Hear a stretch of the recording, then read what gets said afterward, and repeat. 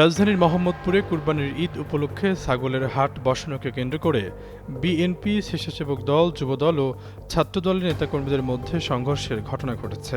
শনিবার দুপুরে সূচনা কমিউনিটি সেন্টারের সামনে ও আশেপাশের সড়কে এই ঘটনা ঘটে। তবে এতে এখন পর্যন্ত কোনো হতাহতের খবর পাওয়া যায়নি। স্থানীয়রা জানান, প্রতি বছর কুরবানির ঈদ উপলক্ষে সূচনা কমিউনিটি সেন্টারের সামনে ও পাশের সড়কে ছাগলের হাট বসে। এবার এই হাট কার নিয়ন্ত্রণে থাকবে, এই বিষয়টি ঘিরে বিএনপি, যুবদল, স্বেচ্ছাসেবক দল ও ছাত্রদলের স্থানীয় নেতাকর্মীদের মধ্যে প্রথমে বাকবিতণ্ডা শুরু হয়।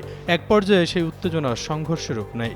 এতে এলাকায় আতঙ্ক ছড়িয়ে পড়ে এবং সাধারণ মানুষ ভীত সন্ত্রস্ত হয়ে পড়ে।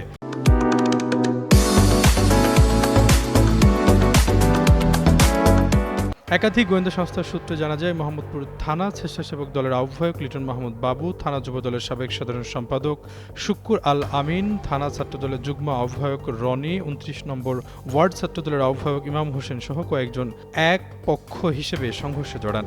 এ বিষয়ে মোহাম্মদপুরের থানার ভারপ্রাপ্ত কর্মকর্তা মেজবাউদ্দিন বলেন, ঘটনাটি সম্পর্কে প্রাথমিকভাবে জানা গেছে এটি সামান্য বাকবিতণ্ডার ঘটনা। বড় ধরনের কোনো অপ্রীতিকর পরিস্থিতি হয়েছে কিনা তা এখনও নিশ্চিত নয়। কী কারণে এই পরিস্থিতি তৈরি হয়েছে সে বিষয়েও এখনও পূর্ণাঙ্গ তথ্য পাওয়া যায়নি। বিষয়টি তদন্ত করে বিস্তারিত জানানো হবে।